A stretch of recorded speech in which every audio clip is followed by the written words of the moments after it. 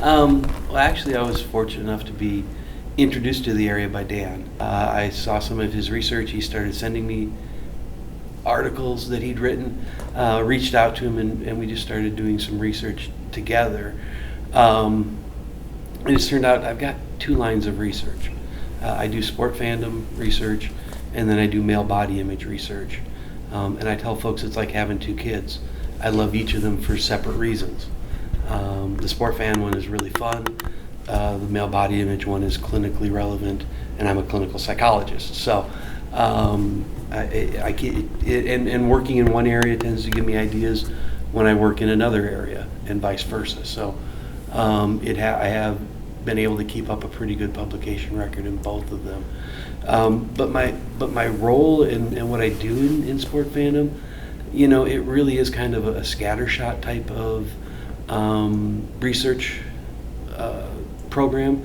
I was thinking as I was listening to our discussion after my presentation today, it just seems like I'll be reading something and have an idea and then go do the study. It's not, here's my planned program of research. Cody has a planned program of research looking at rivalry, right? Dan, you can say team identification. You look at Jason, it's family conflict. You look at me and it's like whatever whimsy strikes my fancy right now. So I looked at Schadenfreude, which is a German word that means taking pleasure in the misfortune of others. Cody asked me to write a chapter for a book that he was editing, and he asked me to review several chapters in the book. And I kept coming across this idea of Schadenfreude within the chapters, and the thought was we're pretty sure Schadenfreude happens for sport fans with sport examples, right? I'm happiest when my rival team loses, or I'm second happiest when my rival team loses.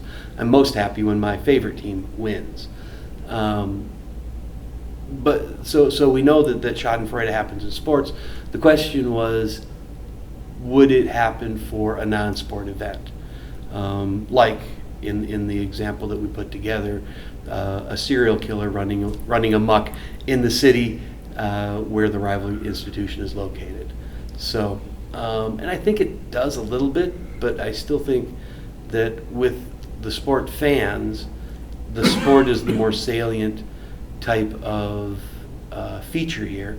And so the sport loss is going to bring about more Schadenfreude, more pleasure at the misfortune of others than other types of unfortunate events.